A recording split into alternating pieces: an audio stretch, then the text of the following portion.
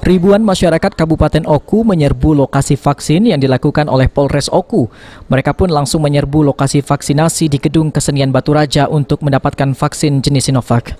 Sebelumnya masyarakat Oku sudah datang sejak pukul 6 pagi dan di lokasi vaksin mereka rela berdesakan untuk mendapatkan giliran suntik vaksin, sehingga akhirnya mengabaikan protokol kesehatan.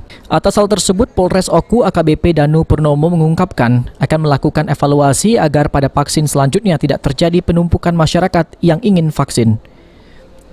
Alhamdulillah tadi sudah dilaksanakan oleh Bupati. Kegiatan kita pada hari ini kita mendukung vaksinasi untuk mencegah COVID-19 bagi masyarakat, dan berdasarkan arahan dari pimpinan juga, penjelasan dari pimpinan di Polda Sumsel sendiri kan kita sudah mengetahui bersama sejumlah 24.750 untuk kegiatan rencananya vaksinasi per hari yang akan dilaksanakan oleh Polda Sumsel.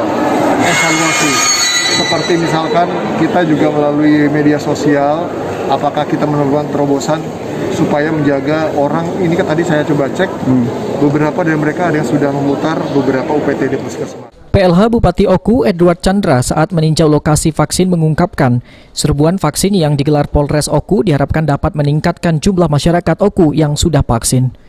Saat ini di Kabupaten Oku baru 16% masyarakat yang sudah melakukan vaksin, sehingga dengan adanya serbuan vaksin tersebut dapat menembus angka 20% masyarakat yang sudah vaksin.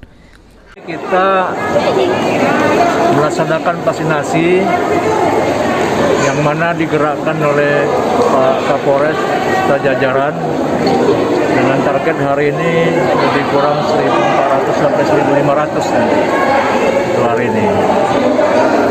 Jadi dengan adanya vaksinasi ini diharapkan persentase untuk keseluruhan yang kita sudah mencapai 19,5%. Ini nanti dengan adanya tambahan dukungan vaksin yang sudah masuk ke kita, mudah-mudahan akan tembus di atas 20%. Untuk mengurai penumpukan yang ingin vaksin, petugas memisah antara usia masyarakat yang akan vaksin, di mana warga yang sudah lansia diprioritaskan terlebih dahulu. Ari Pranika, PAL TV.